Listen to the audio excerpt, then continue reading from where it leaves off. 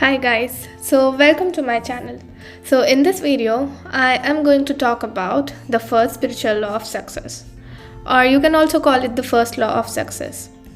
So let's go.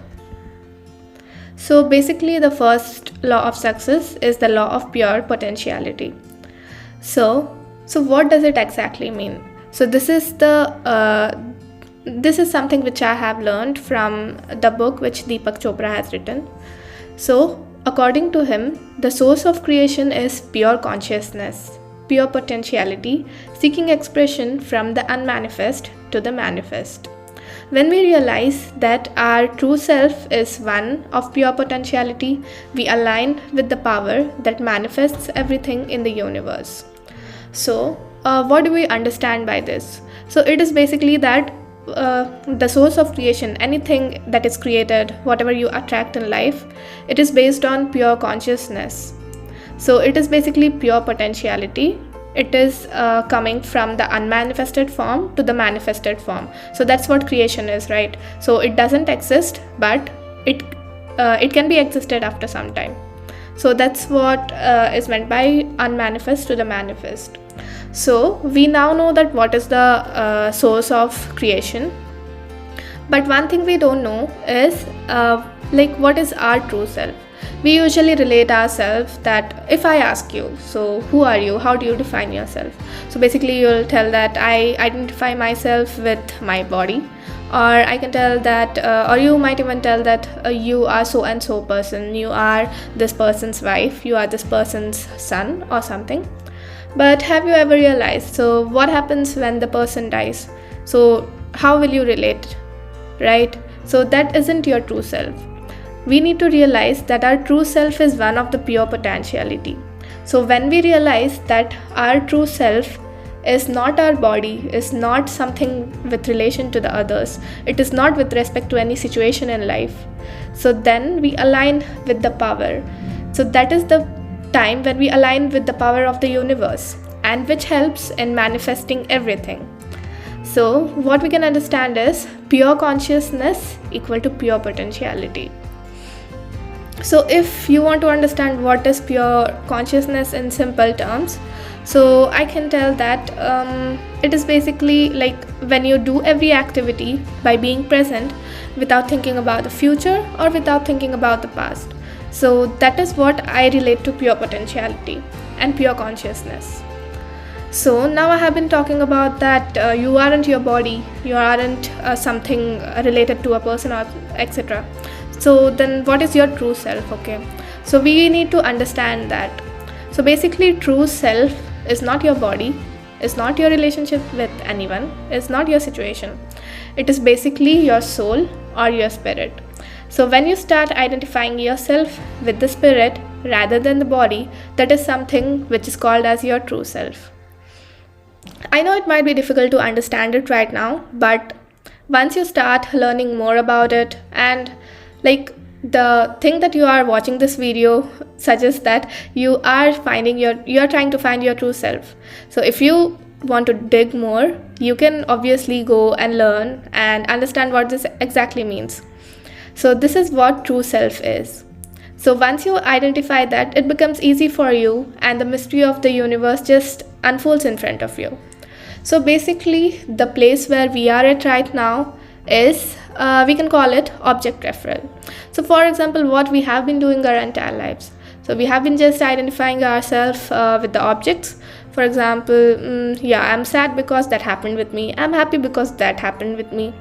But you don't realize that you are the one creating these situations in life. Okay, right now this might sound absurd, but that is exactly what is happening. You don't relate it.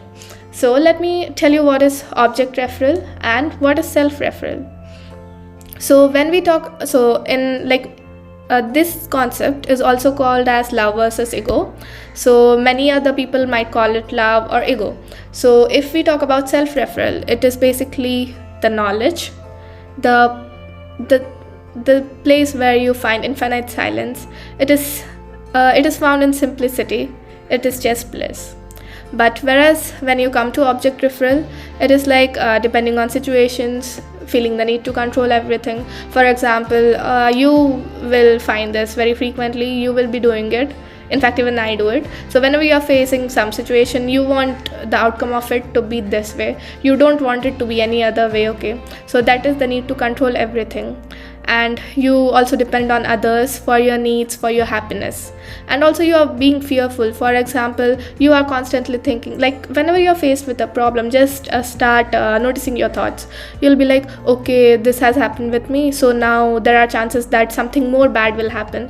For example, just think that you are getting, like this is with respect to coding, so you are getting some error. Now you have tried for 5 minutes and you didn't find the solution, so you start thinking, okay, I can't solve this, so this can't be solved by me. So this is something that comes automatically, right? So this is because of the programming from the childhood which you have been exposed to. So this is the programming, so you can't change it easily. So basically just notice the thoughts. So this is something called object referral, and the same is the ego. So ego is something like just even just now try to see it. So what do you feel right now? Are you fearful? Are you stressed? Are you worried? Or are you facing some anxiety, or are you even sad? So if you're facing any of these feelings, then it is ego talking from you.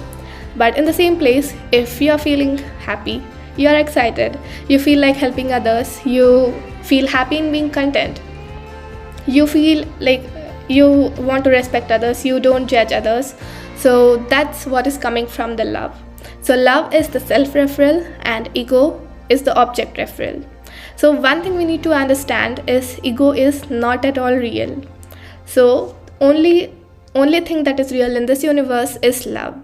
So everything else is not real. So whenever you're facing any fearful situations or any situation where you feel yourself in the ego mode, then just think that since this is ego, it is not real. So basically, what is ego? Ego is the lack of love. So what is sad? Sad is just the lack of happiness. Okay, so when you start thinking from this point of view, the situations will start changing. Just don't concentrate on these parts, just focus on getting one next thought of love. And once you get one next thought of love, you'll obviously find something else. So, and it will automatically move you to the state of love. So let me give you one example to help you understand this. So for example, once again I'll take the coding example.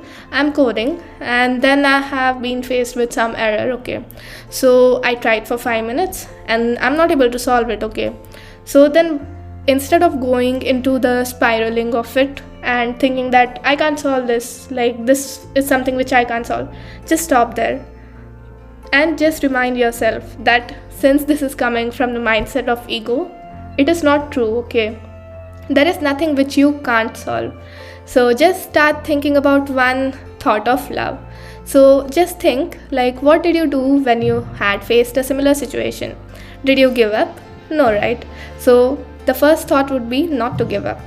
And after that, once you think of not giving up, then you might think that what did you do? So you have googled the solutions for it. Yeah, then you'll do it again. So this time also you'll google the solutions, and similarly from going to a negative thought process, you just transfer it into a positive one. So this is a small way where you can implement the transformation of ego to love. So now how to practice this law of pure potentiality. So I hope that you have understood what is this exactly. So there are 4 ways in which we can practice this. So one is meditation, because meditation is the, like, in this world right now, in this generation, the only time where we spend time with ourselves being quiet is meditation.